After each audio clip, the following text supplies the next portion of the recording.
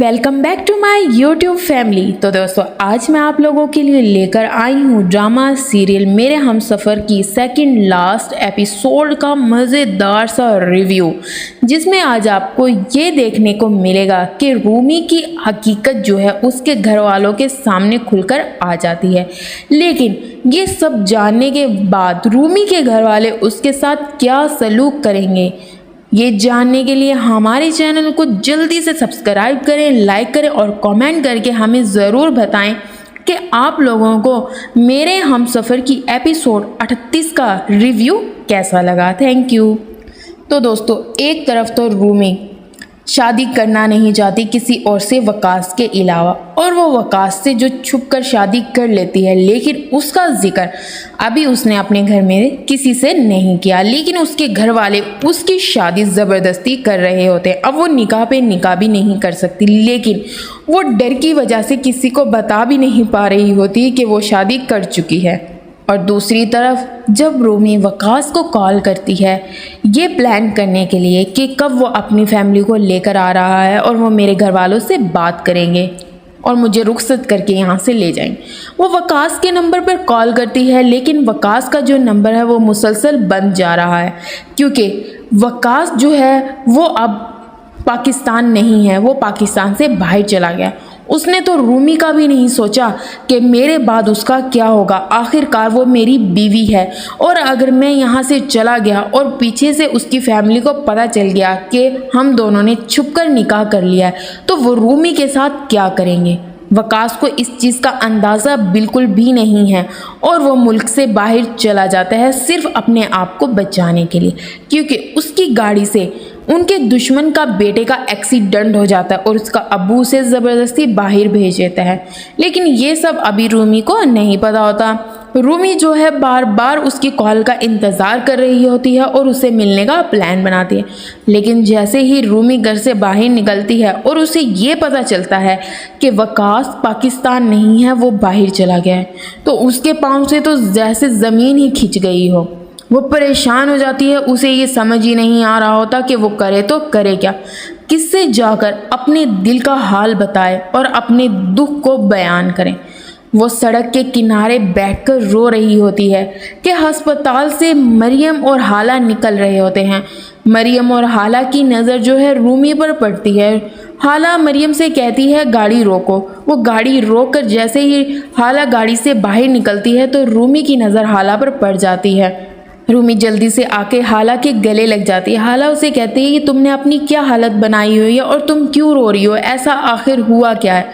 लेकिन अब रूमी क्या कहे, जो कुछ उन्होंने हाला के साथ किया होता है उसे समझ नहीं आ रहा होता कि वो हाला को सच बताए या नहीं बताए। लेकिन हाला से ये सब नहीं देखा जा रहा होता। वो रूमी की ये हालत देखकर रूमी को अपने साथ अपने घर ले जाती है और वहाँ जाकर रूमी से पूछ रही होती है बार बार, रूमी आखिर ऐसा क्या हुआ है, आखिर बताओ तुम्हें क्या परेशानी है, शायद मैं वो परेशानी तुम्हारी दूर कर सकूं। यहाँ पर रूमी हाला को कहती है मेरी एक ही परेशानी है, क्या तुम दूर कर सकती हो। तो यहाँ पर हाला रूमी से पूछती है ऐसा क्या हुआ है। तो यहाँ पर रूमी हाला को कहती है तुम वकास को ढूंढ कर लेकर आ सकती हो। हाला उससे सवाल करती है रूमी वकास कौन है। तो यहाँ पर रूमी हाला को ये बता देती है कि वो वकास जिससे मैंने छुपकर निकाह कर लिया। लेकिन यहाँ पर रूमी जो है हाला से नज़रें मिलाने के काबिल नहीं होती। उसे समझ ही नहीं आ रहा होता जो मैं बोल रही हूँ हाला का रिएक्शन क्या होगा। लेकिन हाला ये सुनकर परेशान हो जाती है और वो रूमी से कहती है रूमी कैसी बातें कर रही हो तुम, ये कैसी बातें कर रही हो, ऐसा नहीं हो सकता। उसे तो इस बात पे यकीन ही नहीं आ रहा होता। लेकिन रूमी उसे कहती है कि मैं सच कह रही हूँ, मैंने घर वालों से छुपकर निकाह कर लिया था, लेकिन अम्मी ज़बरदस्ती मेरी अपनी दोस्त के बेटे से शादी करवाना चाह रही है, मैं शादी नहीं करना चाहती। और दूसरी तरफ वकास का भी नहीं पता चल रहा कि वकास कहाँ चला गया। ये सारी बातें मरियम सुन लेती है और मरियम आकर जो है हाला का मोबाइल उठाकर कहती है वाह, ये सारी बातें जो है मैं अपनी प्यारी ताई जान को तो बताऊं ना कि उनकी बेटी ने क्या गुल खिला दिया है। यहाँ पर जब रूमी ये सुनती है और हाला तो वो उसे मना कर रहे होते हैं कि मरियम प्लीज़ खुदा के वास्ते ऐसा मत करो, पहले हम बैठकर इस बारे में सोचेंगे, इसका हल तलाश करेंगे, अगर हमें कोई हल नहीं मिला तो हम आगे बात करेंगे पहले हमजा से, तुम ताई जान से अभी इस बारे में कोई बात ना करना। लेकिन मरियम ये बात नहीं समझ पा रही होती। वो कह रही होती है जो कुछ हाला ताई जान ने तुम्हारे साथ किया, बल्कि उस सारे घर वालों ने जो जुल्म और सितम तुम पर ढाए हैं, उसके बावजूद तुम ये कह रही हो कि भाई मैं ताई जान को रूमी की असलियत ना बताऊं। यहाँ पर रूमी भी ये सुनकर खड़ी हो जाती है, कहती है मरियम प्लीज़ मुझे माफ़ कर दो, अम्मी जान को अभी कुछ मत बताना। तो दूसरी तरफ हाला बहुत सोचने समझने के बाद जो है हमज़ा के पास कॉल करती है और हमज़ा को कहती है कि जल्दी से मेरे पास आओ। हमज़ा उससे पूछता है कि हाला क्या हुआ, सब ठीक है? लेकिन हाला कहती है हमज़ा अगर तुम आज मेरे पास ना आए ना तो समझ लेना क़यामत आ जाएगी।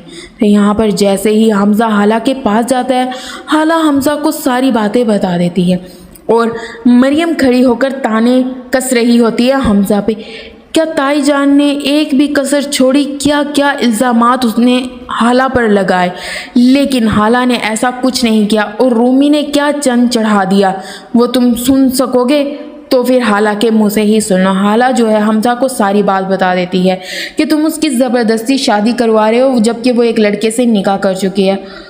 जैसे ही हमज़ा ये बात सुनता है वो तो अपने गुस्से पर काबू नहीं पा रहा होता, लेकिन वो वहाँ से जो है रूमी को ले जाता है, रूमी को अपने घर लेकर जाता है। यहाँ पर रूमी की अम्मी कहती है ऐसा क्या हुआ है? तो हमज़ा रूमी से कह रहा होता है रूमी क्या ऐसे घर वालों से छुप कर किसी से जिसे हम जानते तक नहीं तुमने उससे निकाह कर लिया, ये ठीक है? ये ठीक नहीं है। तो जैसे ही रूमी की अम्मी शाहजहां ये बात सुनती है तो वो खामोश हो जाती है और वो रूमी को मारने लगती है। लेकिन हमज़ा अपनी अम्मी के हाथ से रूमी का हाथ छुड़ाकर उसके बीच में आके खड़ा हो जाता है कि अम्मी एक लफ्ज़ भी आप रूमी को नहीं कहेंगी। जब रूमी को संभालना था तो आपने नहीं संभाला। यहाँ पर हमज़ा की अम्मी कहती है जब एक लड़की हाथ से निकल जाए तो उसे काबू पाना बहुत मुश्किल होता है। मैं तो दूसरों पे ताने कसती रही, दूसरों को कसूरवार समझती रही। यहाँ तो मेरी बेटी ने ही वो कर दिया जो मैं सोच भी नहीं सकती थी। हाला अपनी अम्मी को समझाता है अम्मी बस कर दी, जो हो गया सो हो गया, अब आप रूमी को कुछ नहीं कहेंगी। आहिस्ता आहिस्ता सारे घर वालों को ये बात पता चल जाती है। रूमी तो किसी को मुंह दिखाने के काबिल ही नहीं रहती। यहाँ पर रईस अहमद कह रहा होता है या तो मैं इस लड़की को मार दूंगा या खुद मर जाऊंगा, इसको मेरी नज़रों से दूर कर दो। मुझे समझ नहीं आ रहा मैं क्या करूं, या तो खुद जहर खा लूं या इसे जहर दे दूं। सारे घर वाले रईस अहमद को समझा रहे होते हैं कि जो हो गया सो हो गया, अब उस लड़के को बुला के रूमी और उसकी बारात ले आए, वो रूमी और को रुखसत कर दें जल्द अज जल्द इस घर से। जबकि हमज़ा की अम्मी हमज़ा को कहती है कि वकास से मैं रूमी को तलाक दिलवा के रहूँगी। तो यहाँ पर हमज़ा अपनी अम्मी को समझाता है कि अम्मी तलाक कोई इतना आसान काम है, क्या ये रूमी पर दाग नहीं लग जाएगा? पूरे मोहल्ले को नहीं पता चल जाएगा कि हमारे घर में क्या हो रहा है? मैं खुद उस लड़के को ढूंढ कर लेकर आऊँगा और जल्द अज जल्द जितनी जल्दी हुआ मैं रूमी की उसके साथ रुखसती कर दूंगा, क्योंकि मैं अब मज़ीद ये चीज़ नहीं देख सकता और ना ही मैं बर्दाश्त कर सकता हूँ। इसलिए मेरे बस में जो हुआ वो मैं करूँगा और जल्द अज जल्द रूमी की रुखसती कर दूँगा। हमज़ा बार बार रूमी से पूछ रहा होता है कि वकास कहाँ मिलेगा, मैं उससे मिलना चाहता हूँ और उसे कहना चाहता हूँ कि वो जल्दी से अपनी फैमिली को लेकर आए और तुम्हें यहाँ से ले जाए। लेकिन रूमी के पास इस बात का कोई जवाब नहीं होता। वह अपने भाई को क्या कहे कि वकास उसको धोखा देकर यहाँ से चला गया है, उसके पास तो कोई चारा ही नहीं होता। वो खामोश रहती है और उसे कुछ समझ नहीं आ रहा। वो अपने आप को एक कमरे तक महदूद कर लेती है।